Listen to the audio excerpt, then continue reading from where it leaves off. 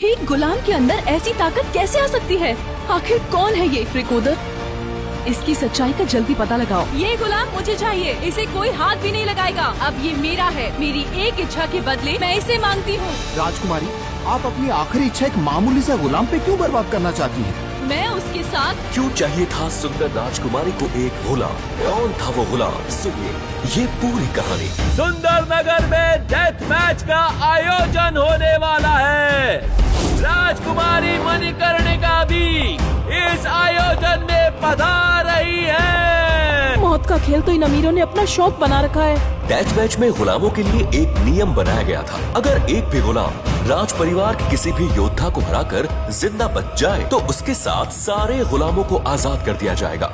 लेकिन ये सब इतना आसान नहीं था, क्योंकि इन गुलामों की जिंदगी नरक से बदतर थी और इन्हीं गुलामों के बीच कैद था 16 साल का नील वायुपुत्र, जो कोई आम कैदी नहीं था। कल आजादी का नया सूरज निकलेगा। हालत देखिए अपनी और हम सब की। पूरे दिन हमें पीटा जाता है, हम तो अपने पैरों पर ठीक से खड़े भी नहीं हो सकते। अब चाहे मणिकर्णिका आए या यमराज, कल मैं यहाँ से निकल के ही रहूंगा।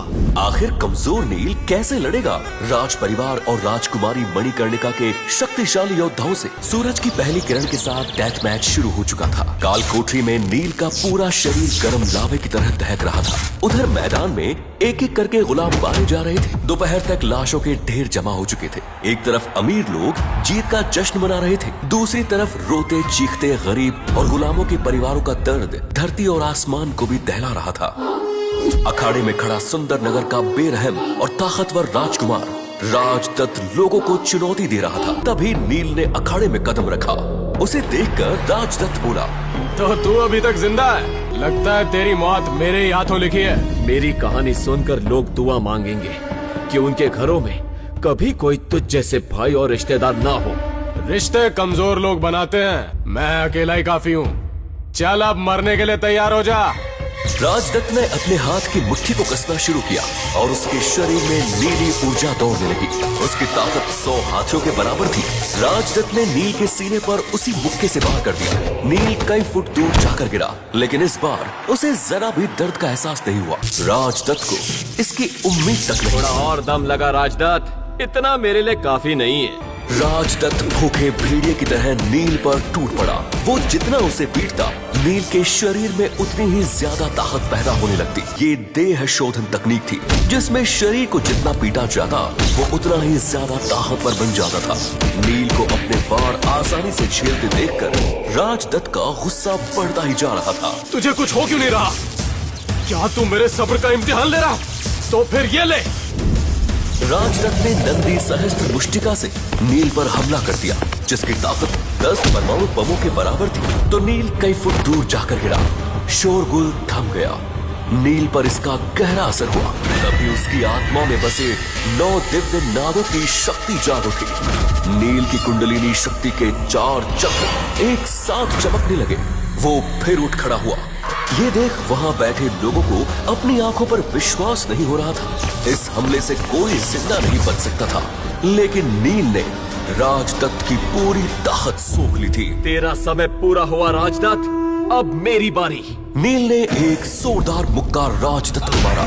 बस एक ही मुक्के में वो धूल भागते हुए कई फुट दूर जा गिरा। लोग खुशी से झूम उठे, ढोल नगाड़े बजने लगे और मणिकर्णिका अपनी जगह से चौंक कर खड़ी हो गई। एक गुलाम के अंदर ऐसी ताकत कैसे आ सकती है? मणिकर्णिका के खास मंत्री रिकोदर ने जब नील की कहानी बताई तो मणिकर्णिका के पैरों तले की जमीन खिसक गई। यानी मेरे साथ इतना बड़ा धोखा। अब मैं इन लोगों को नहीं छोड़ूंगी।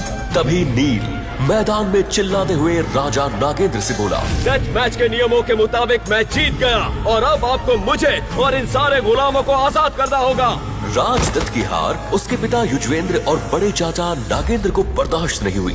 नागेंद्र किसी चोट खाए घायल सांप की तरह फुकार रहा था। वो इतनी आसानी से नील को छोड़ने वाला नहीं था। वो चिल्लाया, इतनी आसानी से नहीं नील, तुझे आजाद छोड़कर मैं इतने बरसों की अपनी मेहनत बर्बाद नहीं कर सकता। मैदान में फिर मौत जैसा सन्नाटा छा गया। नागेंद्र ने अपना हाथ लहराया और नीली बिजली की तलवारें हवा में घूमते हुए नील को घेरने लगी। नील जानता था कि वो नागेंद्र का सामना नहीं कर सकता। नागेंद्र बिजली की गति से नील की तरफ दौड़ा। नील बस अपनी मौत को सामने देख रहा था। तभी एक कड़क आवाज गूंजी।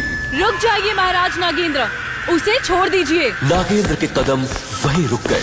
मणिकर्णिका, आप जानती भी हैं आप किसे बचाने की कोशिश कर रही हैं? एक गद्दार के बेटे को, जो मौत की सजा पाया हुआ एक गुलाम है। याद है आपने मुझे एक वचन दिया था, उस वचन के बदले मैं इसका जीवन दान मांग रही हूँ। नागेंद्र ने अपनी तलवार भटक दी। सम्राट बिंदुसार की बेटी की बात टालने की औकात नागेंद्र की नहीं थी। नील के साथ बाकी गुलामों की बेड़ियां भी खोल दी गई।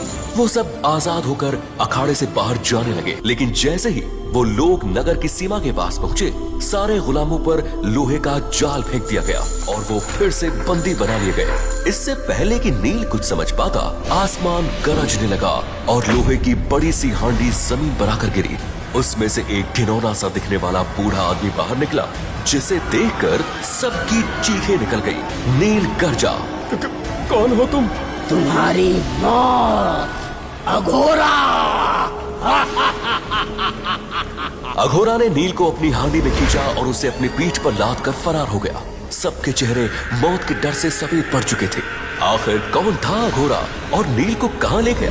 किसने भेजा था उसे और अब वो क्या करेगा नील के साथ? क्या ये मणिकर्णिका की कोई चाल थी या किसी और की साजिश? कैसे बचाएगा नील अपना राज्य और अपनी बहन को? क्या वो ले पाएगा अपने पिता की मौत का बदला? सारे सवालों के जवाब मिलेंगे सिर्फ पॉकेट एफएम पर। आज ही डाउनलोड करें और फ्री में सुनना शुरू करें। देश का सबसे धमाकेदार शो महागाथा, सिर्फ और सिर्फ पॉकेट एफएम पर।